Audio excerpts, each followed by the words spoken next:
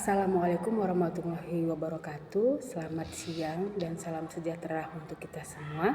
Perkenalkan, saya Nova Elijah Silain SPD MSI, merupakan dosen tetap di Universitas Asahan dengan NIDN 0124129302. Adapun mata kuliah yang saya ampu di Universitas Asahan, khususnya di Prodi Program Studi Pendidikan Matematika adalah program linier dengan bobot 2 SKS. Mata kuliah ini merupakan mata kuliah wajib bagi seluruh mahasiswa pendidikan matematika yang dipelajari di semester ganjil. Mata kuliah program linier ini membekali wawasan calon sarjana pendidikan matematika tentang program linier dapat diikuti mahasiswa yang sebelumnya. Kemudian, mata kuliah yang wajib sebelum masuk dalam mata kuliah program linier ini adalah wajib mengikuti mata kuliah kalkulus pertama. Program linier ini adalah salah satu mata kuliah program studi matematika di Universitas Asahan. Mata kuliah ini merupakan mata kuliah materi keahlian khusus yang diawali dari pemahaman dan bentuk standar program linier, menentukan variabel penentu, fungsi tujuan dan fungsi kendala, identifikasi kendala, pemodelan, dan metode penyelesaiannya. Metode simplex merupakan salah satu metode dalam program linier dengan penyelesaian manual serta aplikasi. Kemudian penyelesaian masalah penugasan, masalah angkutan, penentuan solusi awal transportasi, masalah transshipment, penugasan dan analisis sensitivitas. Perubahan pada fungsi objektif dan atau ruas kanan, suatu kendala dan penambahan kendala dan atau penambahan variabel baru. Secara keseluruhan, mata kuliah ini alat bantu dalam mengambil suatu keputusan yang optimal. Dalam proses pembelajaran, saya menggunakan metode DIA, yaitu Delivery Interaction Assessment, kemudian metode tatap muka, kemudian metode diskusi. Adapun capaian pembelajaran lulusan pada mata kuliah program linier ini adalah yang pertama, menunjukkan sikap bertanggung jawab dengan pekerjaan berdasarkan keahliannya. Kemudian yang kedua, merancang dan menjalankan tugas sebagai sarjana pendidikan matematika dengan pengembangan bidang matematika. Selanjutnya, capaian pembelajaran mata kuliah tuntutan atau turunan dari CPL tersebut adalah mahasiswa mampu menggunakan metode grafik dan simplex dalam menyelesaikan masalah program linier. Kemudian, kedua, mampu menggunakan materi dualitas analisis sensitivitas untuk memecahkan permasalahan terkait program linier. Yang ketiga, mampu mengimplementasikan maksimasi keuntungan minimasi biaya pada dunia industri, perdagangan, pemasaran, pertanian, dan lain-lainnya. Yang keempat, menerapkan pemikiran logis, kritis, sistematis, dan inovatif dalam konteks pengembangan atau implementasi ilmu pengetahuan teknologi sesuai bidang keahliannya. Dan yang terakhir, keenam adalah mengelola pembelajaran secara mandiri.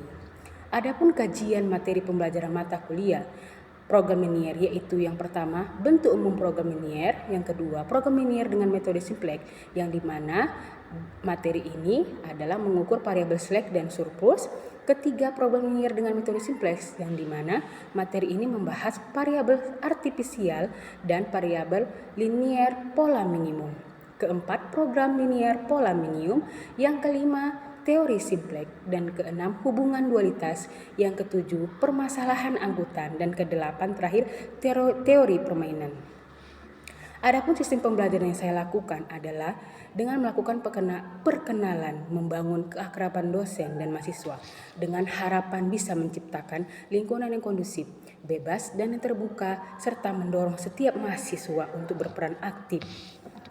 Selanjutnya yang membahas kontrak perkuliahan, yang mana di sini saya membuat kesepakatan bersama mahasiswa terkait proses perkuliahan berjalan, termasuk topik pembelajaran dan tugas agar mendapatkan gambaran pelaksanaan perkuliahan selama 1 semester ke depan.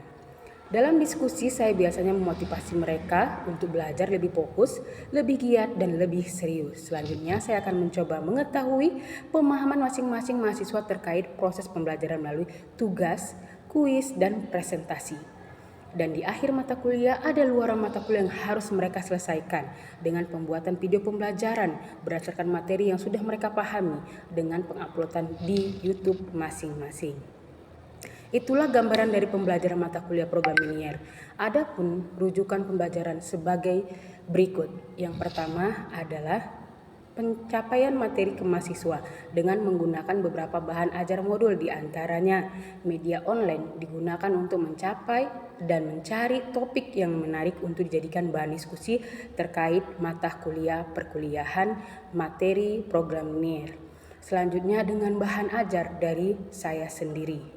Biasanya diawali pertemuan dilakukan review pembelajaran yang mana fungsinya untuk mengingat kembali materi-materi pembelajaran sebelumnya dan akan dilanjutkan materi yang akan datang. Serta nantinya pemberian kuis akan didiskusikan agar mahasiswa lebih semangat dan semakin termotivasi dalam pembelajaran materi program linier. Selanjutnya dalam perkuliahan saya juga menggunakan grup WhatsApp untuk berinteraksi langsung dengan mahasiswa yang terkait dalam pembelajaran. Dalam proses ini, bagaimana cara saya melakukan evaluasi terhadap penilaian mahasiswa? Yang pertama adalah bobot penilaian dari mata kuliah ini, yaitu ujian akhir semester 30%, ujian tengah semester 20%, tugas dan kehadiran 50%. Selanjutnya, saya akan menampilkan proses pembelajaran saya di kelas dengan mata kuliah program linier secara tatap muka. Selamat menyaksikan. Assalamualaikum warahmatullahi wabarakatuh.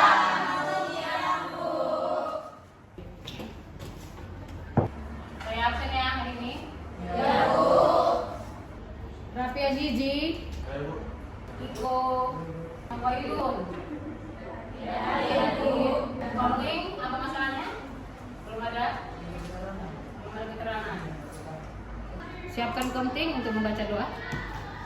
Sebelum memulai pembelajaran, marilah kita berdoa menurut agama dan kepercayaan kita masing-masing. Berdoa dimulai. Berdoa selesai. Masih semangat untuk materi kuliah kita hari ini? Minggu semalam udah habis simplek. Hari ini nggak mungkin kita lanjutkan habis simplek, ya kan? Pasti ada lanjutannya. Untuk memfokuskan diri, ya, saya buat lawan kata. Kalau lawan kata saya bilang gendut, lawan katanya urus. Tapi ini bukan lawan kata seperti itu. Kita anak matematika. Anak matematika. Kalau anak matematika berhubungan dengan apa sih? Angka. Kalau angka variabel nggak bisa kemana? Bisa, ya kan? Jadi nanti kalau misalnya saya bilang X, jawabannya Y. Kalau misalnya saya bilang Y, X. Udah fokus? Oke, saya bilang X, Y, X, Y, Y, Y.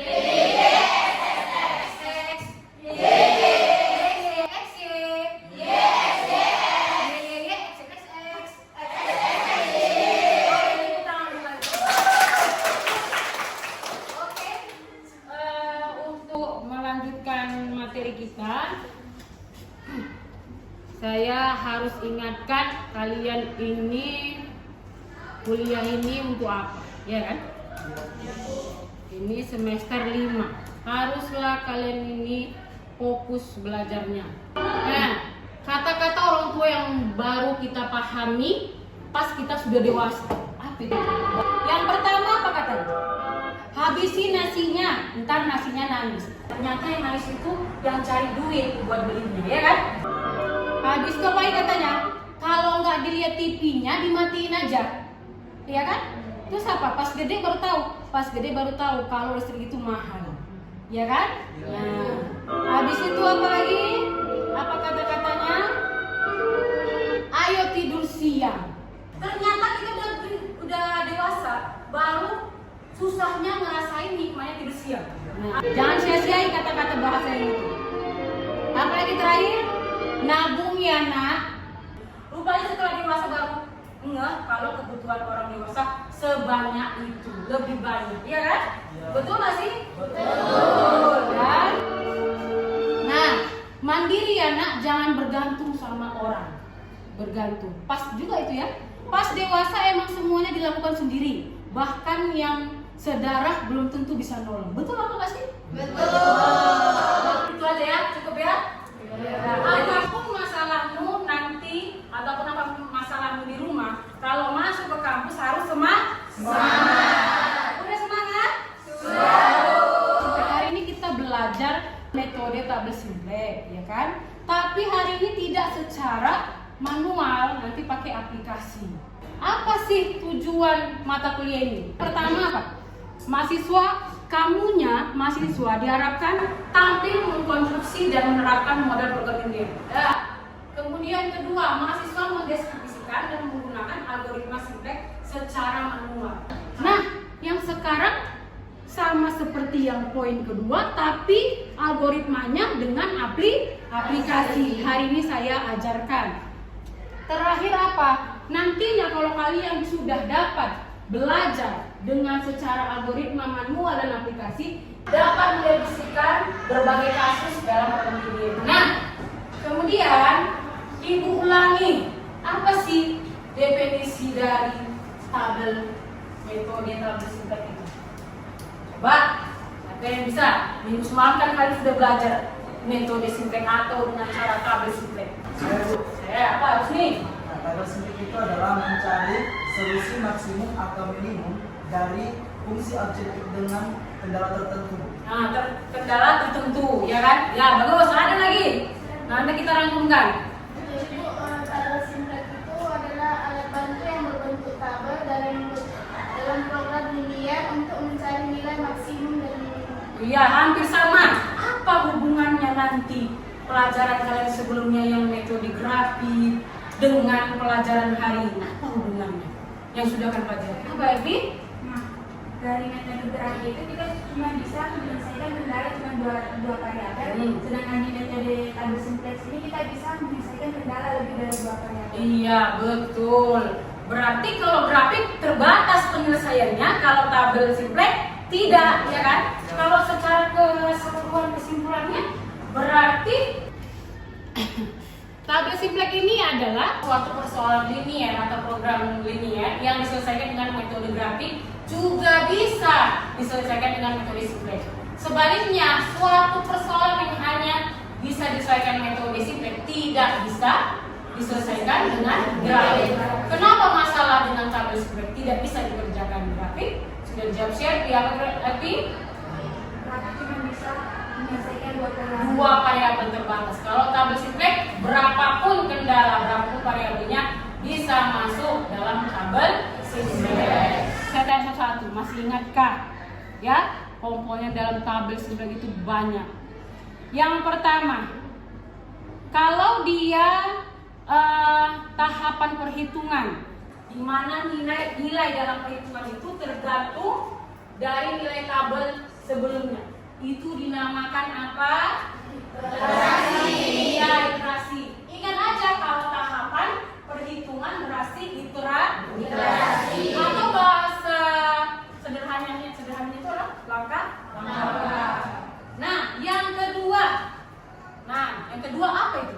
Pahami dulu, baru jawab. Kalau dia itu harus diatur dulu menjadi 0. Itu apa ya?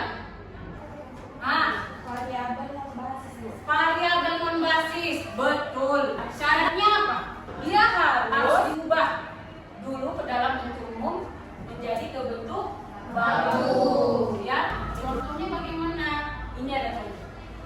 Ada fungsi tujuan di mana mencari maksimum ini ya. Sudah ada ditentukan di sini soalnya. Maksimum Z sama dengan 4x1 ditambah 5x2. Fungsi pembatasnya atau biasa fungsi kendala. Ada berapa fungsi kendalanya di sini? Ada 2. Kenapa yang nomor terakhir ini tidak dimasukkan kendala? Itu syarat non negatif. Nah, bagaimana membuat setiap fungsi yang kedua ini menjadi bentuk baku? X1 yang tadinya fungsi kendalanya X1 ditambah 2x2 lebih kurang sama dengan 40 menjadi diubah menjadi bentuk baku adalah X1 ditambah 2x2 ditambah S1. Masuk dia variabel seleknya sama dengan yang tadinya kurang dari sama dengan menjadi sama dengan. Begitu juga dengan kendala atau pembatas yang kedua. Nah, bagaimana membuat fungsi bakunya itu di maksimum Z-nya. Tinggal masukkan variabel select yang 1 dengan 2 dengan koefisiennya 0 supaya tidak terpengaruhnya nilai tersebut ini dalam nanti perhitungan tabel simplex ya. Makanya dibuat koefisiennya 0. Kita lanjut ke ada soal ini. Perhatikan baik-baik. Kita sama-sama ya, kita jawab. Ada fungsi tujuan memaksimumkan nilai Z di mana 5x1, 15x1 ditambah 10x2. Fungsi pembatasnya ada kendala 1 dan kendala 2 yang seperti di depan. Nampak yang di belakang? Nampak. Nah, kemudian hitung nilai bagaimana mengoptimalkan soal tersebut. Yang pertama tadi merubah fungsi tujuan dan fungsi batasan, yaitu nilai Z-nya kalau fungsi tujuan. Ingat ya. Kemudian batasannya yang tadinya ada tanda kurang dari sama dengan menjadi sama dengan. Yang tadi ada variabel select-nya di sini akan menjadi ada ya. Ya. Nah, kemudian menyusun persamaan, masukkan koefisiennya ke dalam bentuk tabel. Ya, ini tabelnya. Di mana nilai Z-nya itu harus sama, ya. Kemudian memilih kolom kunci, Ingat yang tadi saya bilang, kolom kunci itu adalah mengambil nilai Z yang terbesar. Di sini ada 15 dan di sini ada 10. Mana yang dipilih? 15. Tandai supaya tidak lupa, ya kan? Memilih baris kunci. Baris kunci, apa rumus baris kunci? Ketika nilai kanan dibagi dengan kolom kunci. Jadi kalau nilai kanannya 0, di sini jelas dibagi dengan negatif 15. Hasilnya 0. Nah, jika nilai kanannya ini 600 dibagi dengan 1 berapa? 600. Kalau spidol coba diisi. Yang di bawah satu lagi, silakan.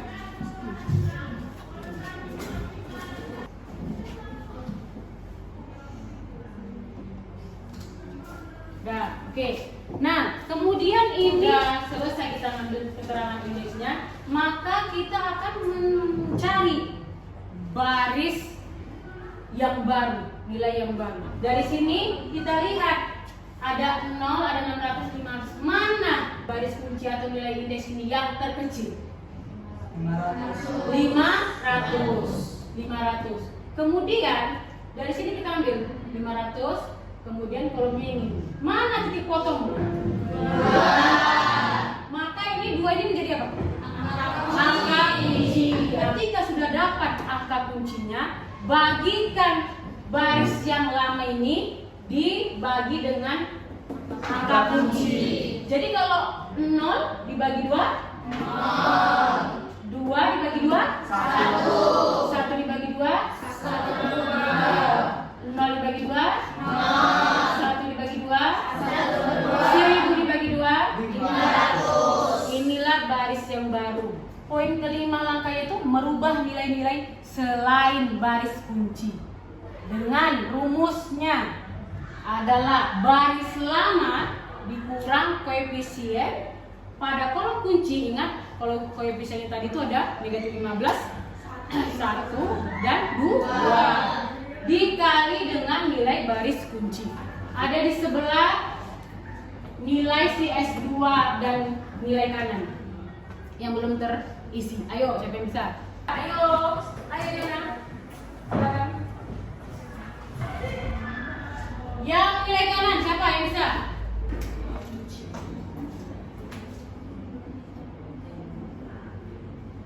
Oke, dah. Tahu dapatnya dari mana? Tahu ya kan? Udah jelas di sini nah. S2-nya baris lama 0. Kenapa dapatnya 7 kali 5? Biar saya jelaskan. 0 ke baris lama dikurang koefisien pada kolom kunci negatif 15 dikali dengan baris kunci 0,5 sehingga menjadi 7,5. Ini pun seperti itu. Ya. Nah, lanjut. Ada nilai S1 lagi. S1 yang belum kita cari nilainya. Nah, Coba sama rumusnya.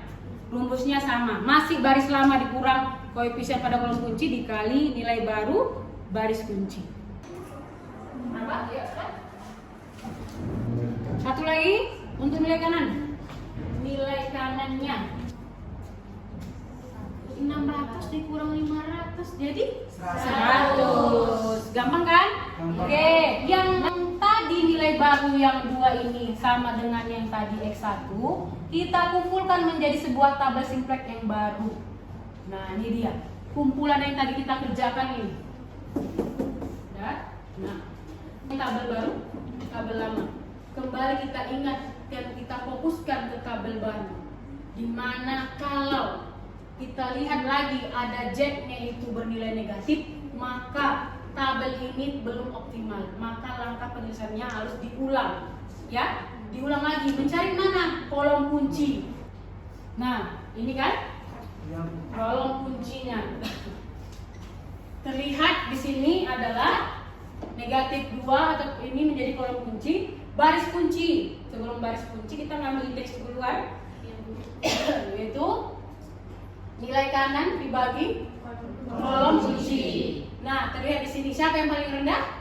200. Maka kita ambillah menjadi nilai angka kuncinya 0,5. Menjadi angka kunci. Kemudian ini dia tabel yang sudah kita isi sama-sama. Nah, kita lihat kembali nilai Z-nya. Sudah positif kah? Sudah. Kalau sudah positif, hentikan apa nak? Integrasi pada tabel simplexnya. Mana? Cara bacanya adalah X1 yang harus diperlukan senilai 400. X2 yang diperlukan 200. Dan paling optimal keuntungan atau nilai maksimumnya itu dari soal tersebut adalah 8.000. Oke? Ada cara mudah untuk menyelesaikan tabel simplex dengan aplikasi apa namanya Bu? Aplikasi POMIM. Apa itu aplikasinya itu? Yang adalah sebuah program komputer yang digunakan untuk memecahkan masalah dalam bidang produksi dan operasi yang bersifat kuantitatif. Kemudian tampilannya gratis. Nah, ini yang disukai para mahasiswa. Kalau aplikasi berarti kita harus ngapain? Mendownload. Cara mendownload sudah Ibu kasih tahu minggu semalam. Sudah bawa laptopnya per kelompok? Sudah, Bu. Silakan dibuka. Sudah mendownload aplikasinya? Sudah, Bu. Kalau penting pastikan setiap kelompok sudah mendownload aplikasinya.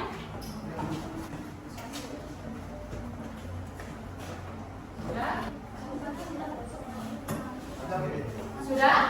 Sudah. Nah, tampilannya sama seperti ini. Kemudian ini materi apa? Program linear. Begitu banyak di sini, maka kita pilih program linear. Habis itu muncul ini, apakah sama munculnya nak? Sama. Iya, sama. Ada kolom apa ini? Kolom apa ya? Yang pertama ada kolom title, itu judul. Apa kita buat judulnya? Misalnya saya mau buat itu tadi adalah kuis pertama. Kita buat kuis pertama. Ya kan? Bu, harus pakai huruf besar, huruf kecil terserah. Ya, kuis pertama. Yang kedua, yang tadi ke soal di sini ada diminta memasukkan number of constraints. Ini adalah constraints itu kendala. Berapa kendala dalam soal kita tadi? 2. Maka kita klik 2 di sini. 2 kita klik. Udah? Kemudian number of variable. Berapa variabel dia? 2. Coba kita lihat, ada 2 ya, X1 dan X2. Kita masukkan. Kemudian dari soal, apa yang dimintanya di sini, nak? Maksimum. Kita klik yang maksimum. Kalau soalnya minta minimum, kita klik minimum. Ya kan? Ya. Nah, habis itu ngapain? Kita klik oke kan. Nah, di sini muncul lagi kembali ada nilai yang harus kita masukkan. Nilai apa itu? Nilai koefisien setiap variabelnya. Ya kan? X1 koefisiennya berapa? X1 X1, X2. Berarti koefisiennya berapa? 1, 600. Kita buat. Yang pertama maksim ya, berarti di fungsi Z. Fokus ke fungsi Z-nya. 15 dan 10. 15 tinggal klikkan di keyboard Anda. 10. Sudah? Kendala pertama tadi 1 ya. Kendala kedua 1. Kendala kedua 2x1 dan x2. Berarti variabelnya kita masukkan berapa? 2 dan 1. Nah, setelah ini apa yang kita klik? Saya pastikan dulu kalian sudah masuk ke dalam hal ini. Nilai kanannya betul.